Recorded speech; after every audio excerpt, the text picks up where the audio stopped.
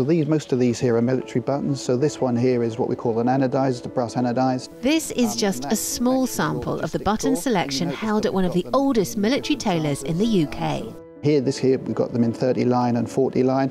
Line's actually a measurement, and we use line counters just so that we can measure the size of the buttons. Samuel Brothers gets through tens of thousands of them every year, and the attention to detail that goes into every garment is evident at their factory in Harwich. Donna, this is the mess dress for the Queen's Own Yeomanry. It is absolutely beautiful, but where does this rank in difficulty? This is one of the more intricate garments that we make. As you'll see, the pockets are rather fancy.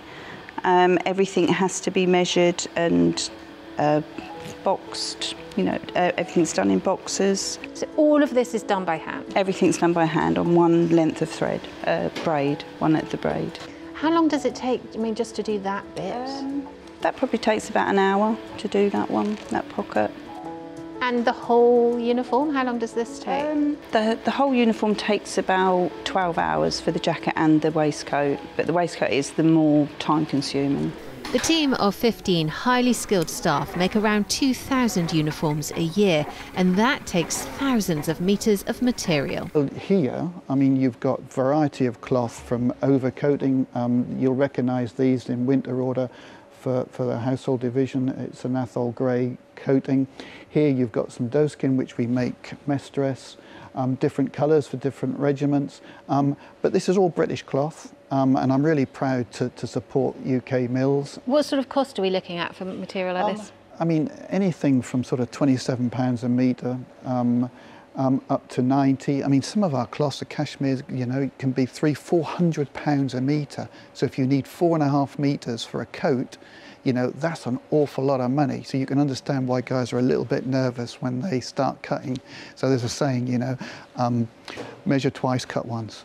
I first visited Samuel Brothers back in 2017, but I wanted to return to see if any of the traditional techniques of tailoring they used had changed. These patterns are now part of history, because when I was here 7 years ago, everything that Samuel Brothers does was cut from these and all done by hand.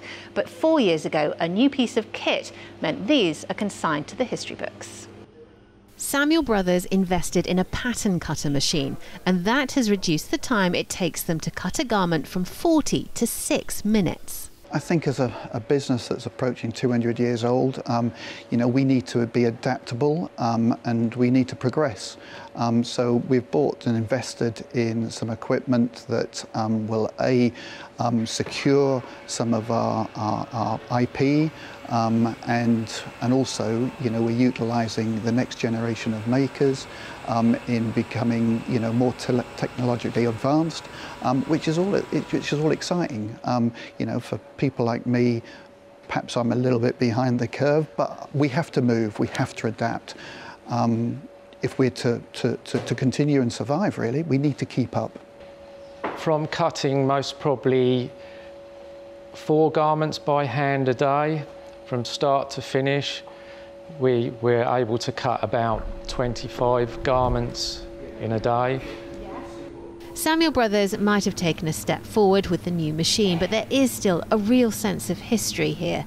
Where else do you get such a choice in gold braiding, which has been a feature of military uniforms for centuries?